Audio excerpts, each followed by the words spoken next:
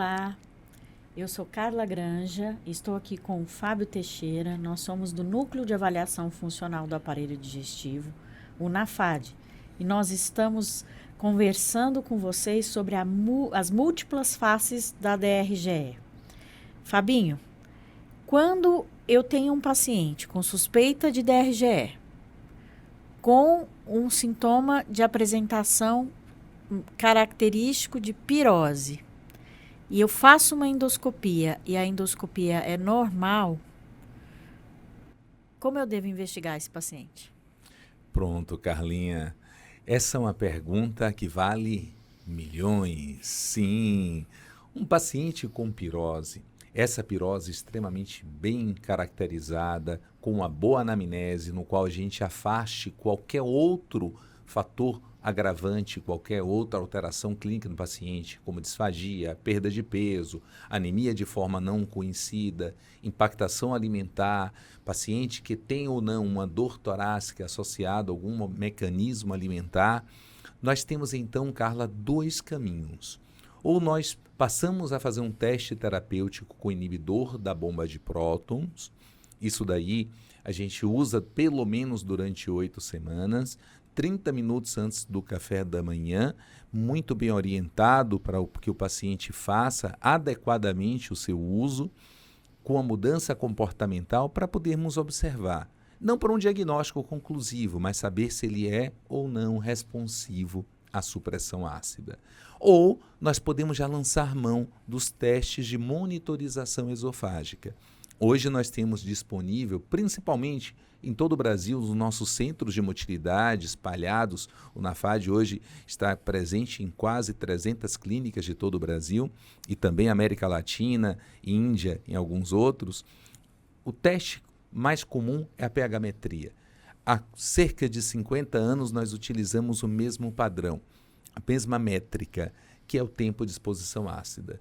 Se eu tenho um tempo de exposição ácida acima de 6, com a sonda localizada pela manometria a 5 centímetros acima do esfíncter esofagiano inferior, eu tenho então um diagnóstico conclusivo. Eu bato o martelo, esse paciente tem a doença do refluxo gastroesofágico. Eu posso, com isso, conduzir esse paciente a um tratamento continuado, um tratamento buscando uma melhora na qualidade de vida. Muitas vezes, a gente pode até colocar o IBP de forma intermitente, de acordo com a necessidade clínica que o paciente tem, mas nós temos um diagnóstico que esse paciente tem uma exposição ácida aumentada.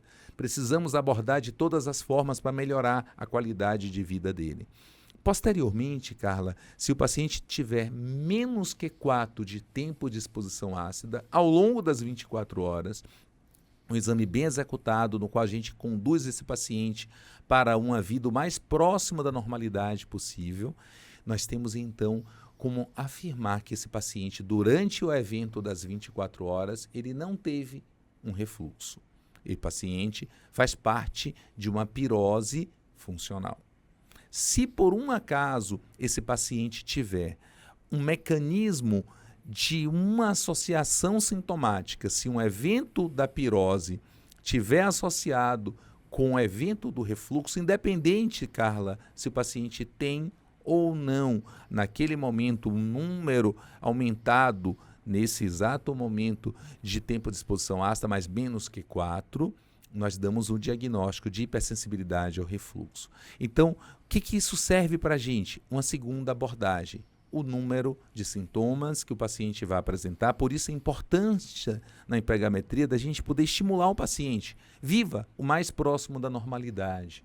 Faça naquele diário alimentar o que ele pode fazer do dia a dia, no seu cotidiano. Traduza naquele dia o seu dia que ele busque o mais próximo da normalidade. Feito isso, nós vamos correlacionar os seus sintomas muito bem orientados. O relógio tem que ser conduzido de acordo com o tempo do paciente, com o tempo da máquina, para que nós tenhamos uma validação. Então, se o paciente passar a ter uma correlação sintomática, significando que tem mais que 3 sintomas de pirose e esses sintomas forem correlacionados com o evento de refluxo, nós estamos diante de uma hipersensibilidade ao refluxo. Se o paciente tiver uma pirose, mas que não tiver associação sintomática com o evento de refluxo, nós temos então uma pirose funcional. E como abordar? Esse paciente, quando tem um diagnóstico de uma síndrome funcional, como a gente falou lá atrás, voltem naqueles vídeos que a gente abordou sobre a hipersensibilidade esofágica. Esse é um paciente que precisa muito menos de supressão ácida e muitas vezes, Carla, esse paciente está aí, rodando como um diagnóstico de doença refratária, que o IBP não está fazendo o efeito suficiente para ele. Mas muitas vezes a suficiência não está na medicação, e sim no diagnóstico. Esse paciente precisa de um neuromodulador. E abordando neuromoduladores, nós vamos ter alguns canais, alguns debates pela frente que a gente convida para que você mergulhe conosco. Mas lembrando que nem todo paciente que tem pirose tem doença do refluxo. Não é isso, Carlinha? É isso.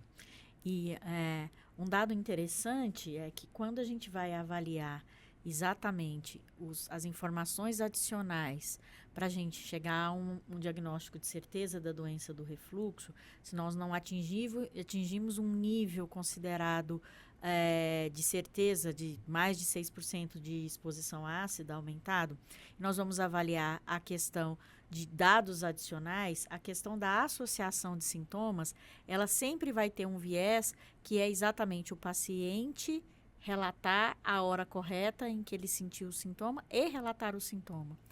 Então, isso é levantado em quase todas as apresentações, como sendo, vamos assim dizer, um ponto fraco dessa avaliação, se a gente não fizer essa orientação de forma adequada para o paciente, que é muito interessante o que você comentou.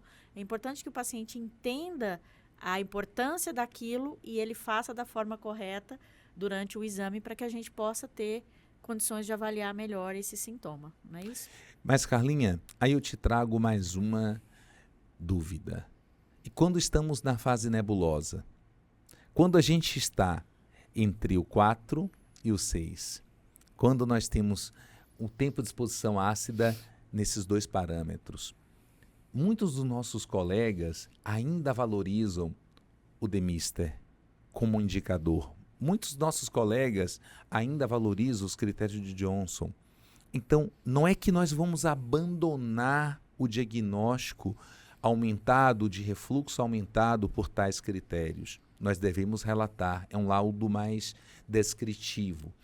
Quando a gente aplica Lyon 2.0 falando que para ter um diagnóstico conclusivo, é para nós darmos a esse paciente uma condução terapêutica ou uma segurança terapêutica.